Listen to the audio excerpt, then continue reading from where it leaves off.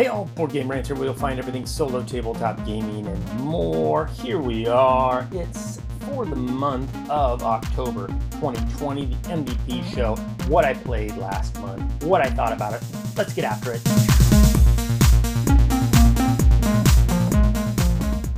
So, things have been a wee bit crazy, to speak of it lightly.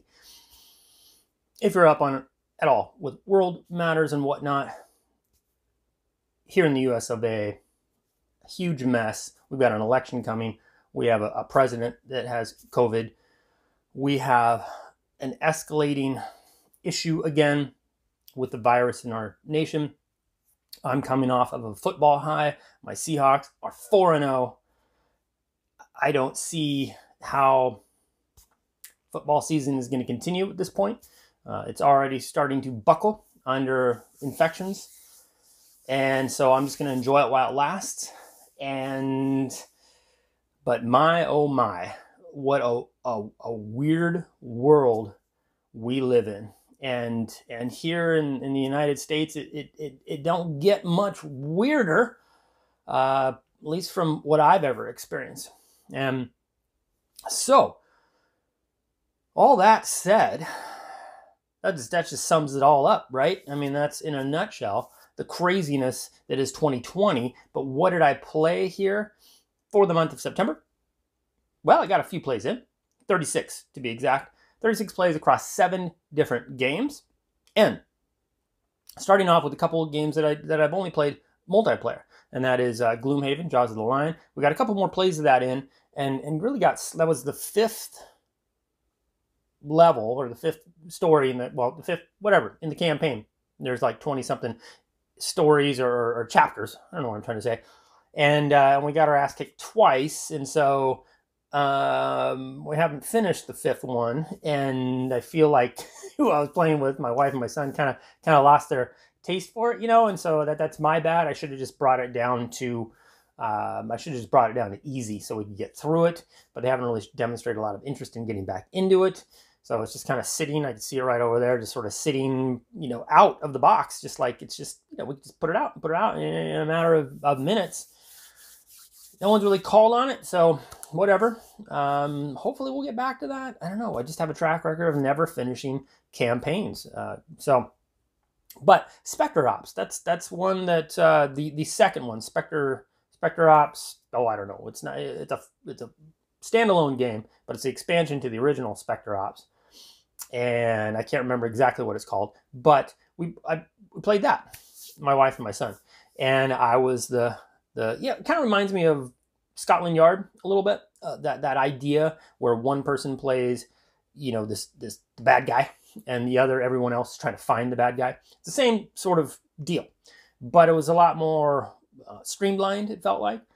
And so I played the guy trying to run, and my wife and my son were trying to find me. They found me. They killed me, or knocked me out, or whatever. They won, and we enjoyed it. I thought, you know, I enjoyed it, but you know, we haven't played that again yet either. So moving on. I had heard good things, had a good solo variant. Oh, and the only reason too why I got Spectre Ops is I got just a killer deal. I heard that the game itself had some print, you know, errors on it, on the board itself. There was a lot of complaints about that. So I was able to pick it up for like $20. And I was like, whatever, you know, I hope we get more than one play out of it. But moving on. So the Search for Planet X, I heard that had a solo. It looked, you know, especially my daughter loves Clue. She and my wife, and they like deduction games. And I heard this is a good deduction game. And it has a solo mode. So picked it up. We got to play. My wife and my daughter and I played it and enjoyed it. There's an easy side and or I don't know, but easy, but standard side, and then a more difficult. We just played it. It was the first time we played it on its standard side.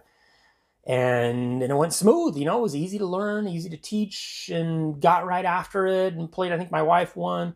And we haven't played that again yet either. So I can see it right over there.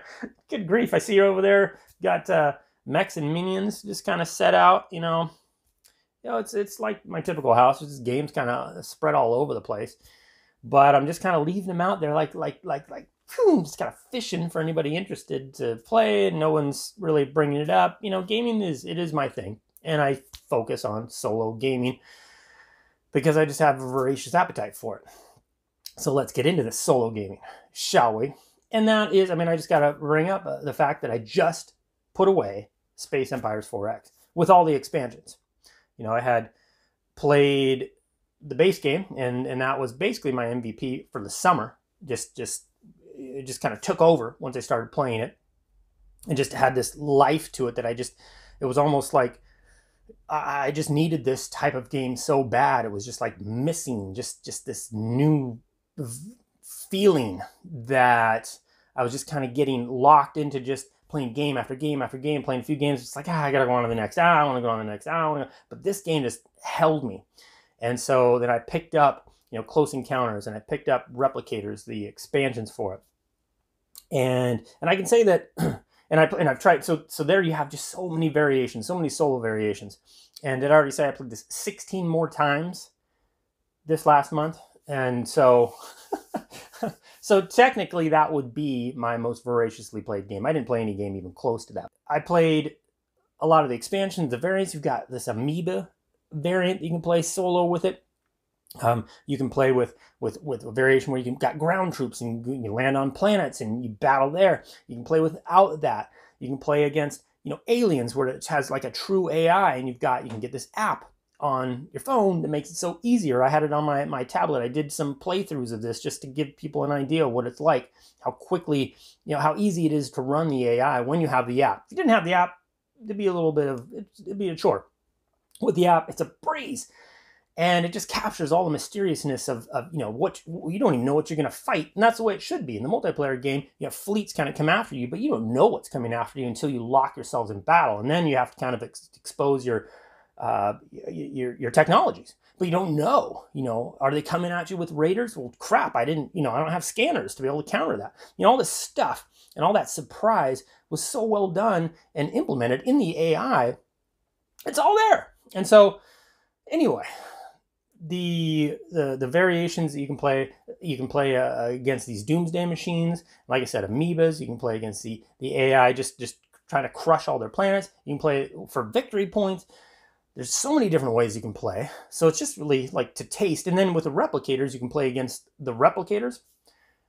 That, you know, I feel like I could have done without the expansion, the replicators. It was just like, you know, icing on the cake. The cake was enough.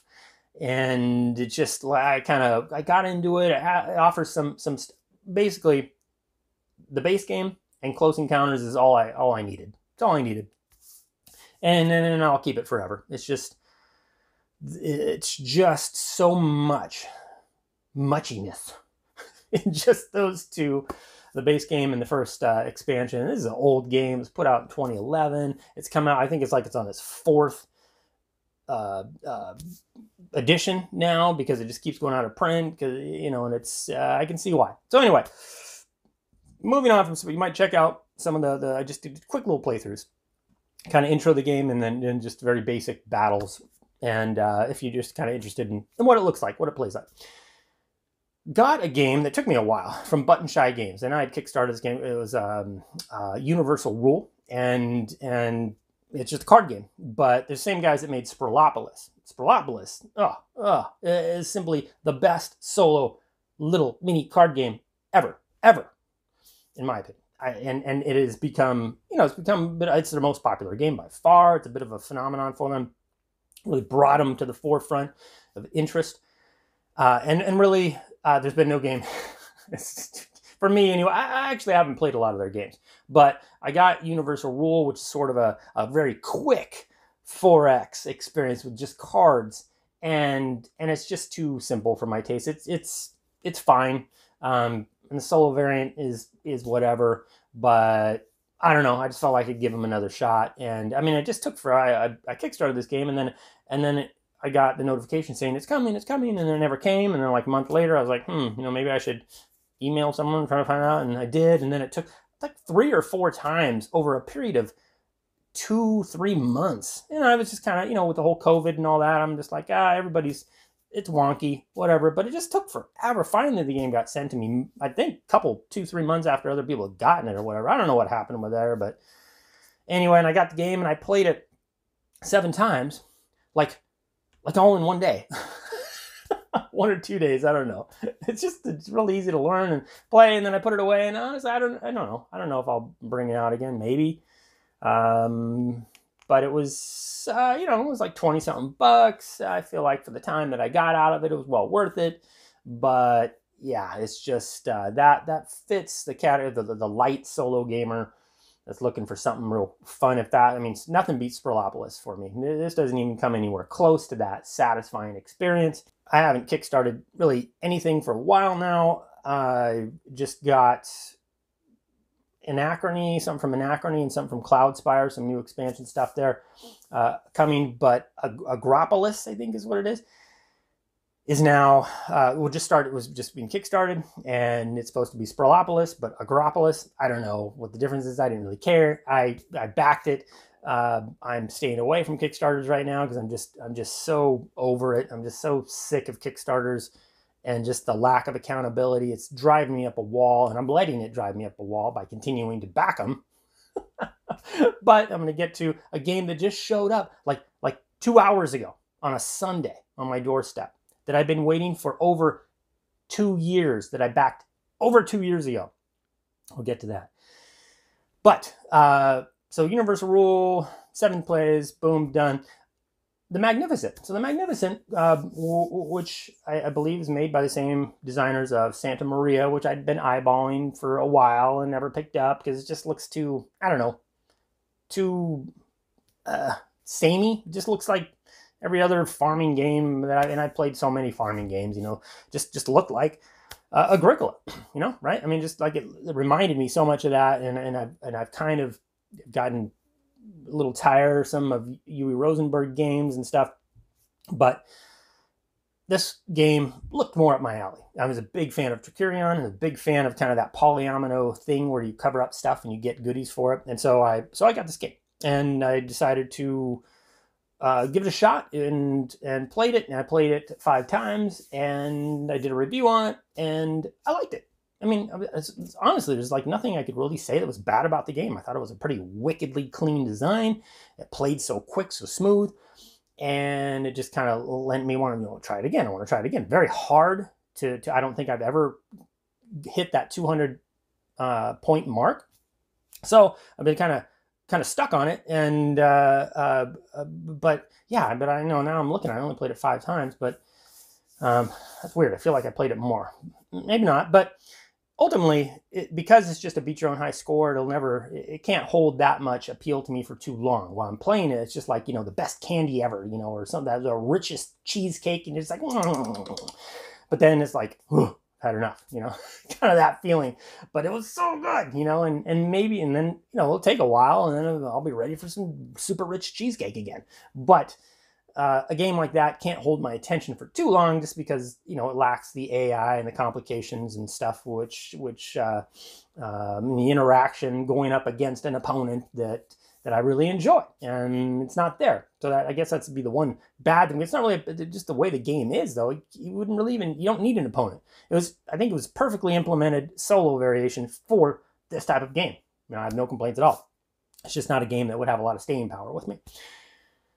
Last game that I played and got into.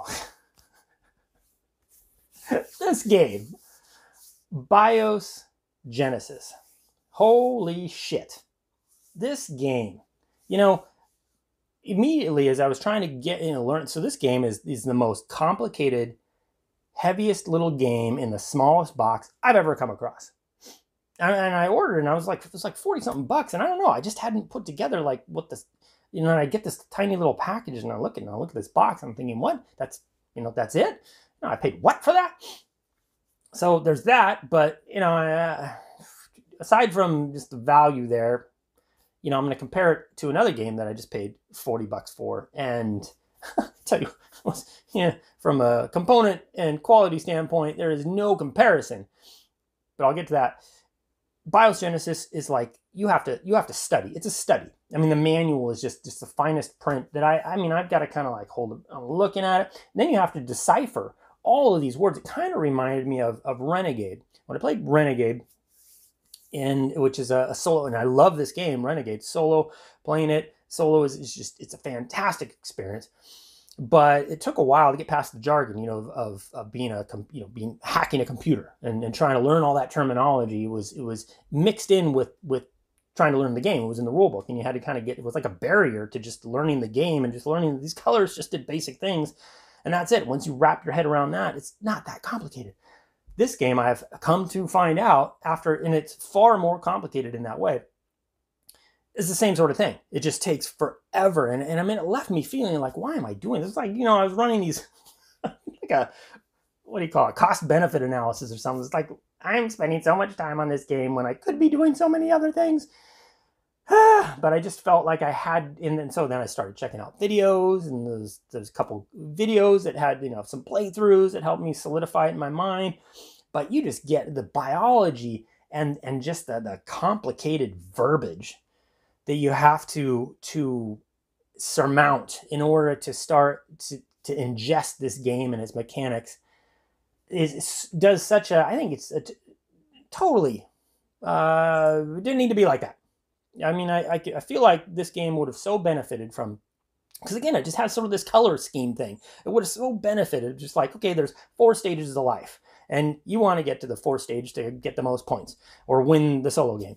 And to do that, you got to understand that, reds basically can give you more resources to build your life. Yellows are going to give you rerolls. Greens are going to help you, grow faster. Blues are going to help, your organism from dying. Just something simple like that. For God's sake, it's like literally that simple. But you cannot get that by just looking at this rule book or watching videos or any of that stuff. You have to get there, and you have to be willing to invest an enormous amount of energy and time and just like stick-to-itiveness to get there. And I felt like giving up a number of times. And but I didn't, because God damn it, I'm going to conquer this game. I'm old fricker. You ain't taking me down. It's like a 4-point-something weight game, a tiny little box. I'm taking you down, and I did. I learned it. But I played my first game, and I beat it. I beat this, it had this solo goal, which seemed really cool. Okay, I got to create this type of, I got to create land life. And I did it. And I was like, oh, yeah, that seems like, maybe I played something wrong. I looked, I was like, I played some stuff off a little bit, but not like, so I played it again. Felt like played a little bit more on, beat it again. I was like, this can't be right. This can't be that easy. Started looking at the forums on that. I'd already looked up on rules, so then I started looking up on like solos, and people were saying this is easy. It's like, what? How did that happen? So that was completely dissatisfying. But then I found some people that started doing some variants, and it's one that I've been playing now a couple times now, and actually now I'm putting my own little tweak on it. And it's essentially it's just an easy goal. There's 8 organisms that you can end with. You max out on these land organisms. And so this next time that I play this, and I've already played it, to this month, I've already played it another 4 or 5 times, 3 or 4 times, I don't know. And I'm on the 4th of the month. But I'm just playing it with, you usually play 2-handed, the official. Now I'm just playing it 1-handed. And this next time, and playing just 1-handed is way better to me. And the goal, it's much harder to get to the goal when you just got one color that you're playing versus the game. And so that was far more satisfying. It's just hard to win. And that's what I wanted. I want this. I want this feeling of satisfaction when you win, not just like, oh, I just went through hours of complicated nothingness to easily win. So now I'm actually, this next time, and I'll comment on this next video, I'm going to be the 8 landforms that you can end with that you want to get to basically win the game, playing this way, this sort of fan-made variant. I'm just gonna go for one of the highest level ones, the ones that takes the most, and that's the game. I'm just gonna try to. It plays this event deck, which is your timer, and it gets in the way of all sorts of stuff, throws all sorts of obstacles at you among the dice rolling and everything. So you've got a very timed game, and you got to build this landform from basically nothing to this landform, be it snails or whatever. And go. You either do or you don't. I love that. I'm going to play it that way and see how it goes. But I've certainly taken to this game now that I've got it down. But now there's so much nicky knackiness to like when you can do this and move this piece over to that piece and over the blah blah blah. It's heavy. So but I like heavy games. But again, going back to just now, it's kind of fun. Now you don't realize it when you first look at the game. There's like so much just flavor text, but it's all, factually based. And so, yeah, you just got to get past that. It's just the same amount of verbiage everywhere and just focus in on just the basics. Just to get the basics under your belt, you start enjoying this game pretty quickly if you could just zero it all in. And anyway, so now I'm really starting to enjoy the game.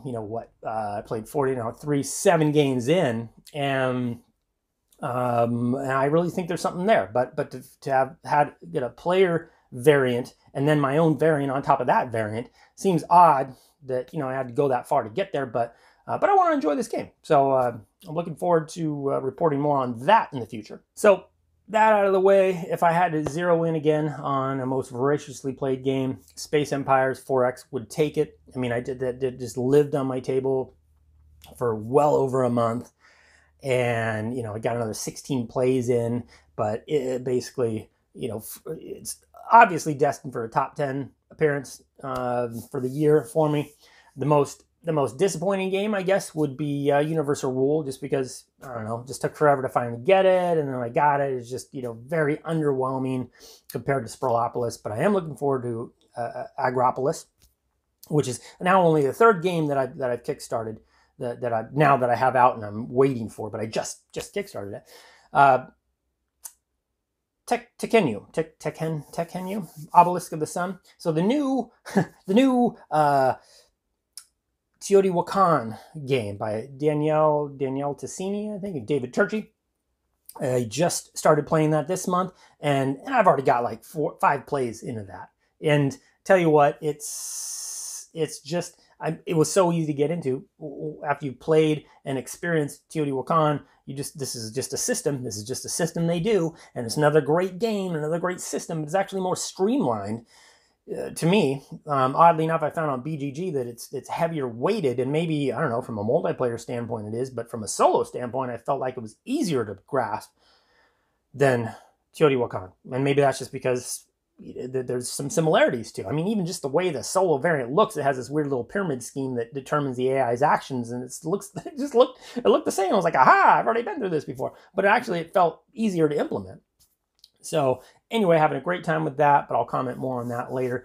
Something that showed up just out of the blue today is Infinity's Defiance of Fate. I had kickstarted this game over 2 years ago, and it's just epitomizes what I can't stand about Kickstarters anymore, and that's just the lack of, just like, give me your money, and you get the game whenever the fuck you get the game, and that's what you get. And lots of excuses, monthly excuses, over and over again from designer and producers of the game, again and again and again, and I'm so sick of it. I'm just sick of it. The system is broken, and more games now, there's really no value. There's just like, why am I giving $100+ of my money out when I can just wait and just pick up the game when it finally comes out for maybe a smidge more? I mean, you look for a good deal, you can get it for basically the same price, and you might have to wait another month than other people who've got the game. It's become ridiculous, and the whole Kickstarter system and its lack of discipline and just lack of accountability, gosh, it's driving me up a wall. And to get this game over 2 years later, when it was supposed to just take, less than a year, I believe. But it just showed up. Am I happy? Yes. Now, that said, I paid $39 for this game, $5 for shipping. And holy crap. I mean, but this does epitomize, like, if you kickstart it, you're going to get a heck of a deal. I feel like this is a $60, $65 game with all of its components and quality. I mean, I haven't even really got into it, but I just kind of lifted off the lid and kind of just really quickly looked through, and goddamn, I'm impressed. Very impressed. So even though I'm pissed it took so long to get the game for $44, I mean, hell, $5 for shipping. I can't ship a game like this from, you know, from less than $12, $13, $14. So, I mean, that's a good deal. Hell, $5, I would have paid just to have that shipped from my friendly local game store to my house. You know, it's a 45-minute round trip. I would have paid $5, not have to leave my house to have a game delivered. And it was $39, $44 total. Easily $60, $65 game. I mean, by today's standards, for sure. So the value is there. I mean, that's like 35, 40% off. I don't know. That, you know, would have been willing to wait for 2 years for that? I don't know. But at least there's that. So, yeah, I have no idea. Is the game any good? I don't know. There's not much on it. You know, you look on BGG, there's hardly any info on this game. The Kickstarter page is lit up with cool stuff, but I don't remember the circumstance for which I found the game and backed it. Just did. Anyway, so I'll be digging into that. I'm pretty excited to try it. It has like solo. It has like seems like it has a little story thing. I'm totally excited now that I got it. But anyway, so yeah, that's what I got coming up here in the next month. This next month is going to be nuts. This next month is going to be, it's already historic. I mean, what's going on in the not so United States of America? It's a mess, you know, and without getting too political, you know, I'm not a fan of the administration that's in right now. I'm not a fan of the administration that could potentially replace it. I think from an economic standpoint, we are past this point of, well, I don't know, past the point of no return. I don't care what administration inherits this in the next few months. We going down, and I think it was a large part because we just never got a hold of this pandemic, and we are crumbling under its weight. And right now we have a president fallen under its weight, and I don't know what state of mind I'm going to be in. Quite is what I guess what I'm getting at for next month's video. The election's November 3rd. You know, October 31st is, I believe, a Saturday. So that maybe on that Sunday, on November 1st, before, you know, maybe I'm going to have the energy, and hopefully I won't be too hungover. But, so we'll see. But if I don't get a video out on November 1st, chances are I might not get one out, you know, because just of everything going on. But we'll see. I still plan on, you know, hopefully doing some reviews here for you with these games that I'm playing. But hey, let's call it good. Let's call it a day. And thank you so much for joining me. And I hope that wherever you are and whatever you're doing, as we approach these colder months here, man, I think we are going to see some insanity where this pandemic is concerned. It's already starting to light up. And so please stay safe. You and your loved ones, get inside and play gaming. You know, I mean, whoever you live with, get inside. Gaming, not just anybody. Play some solo games. That's the safest bet. So, I'm staying pretty safe. Anyway, thank you again for watching. Until next time, I'm Board Game Nerds. And I'm out.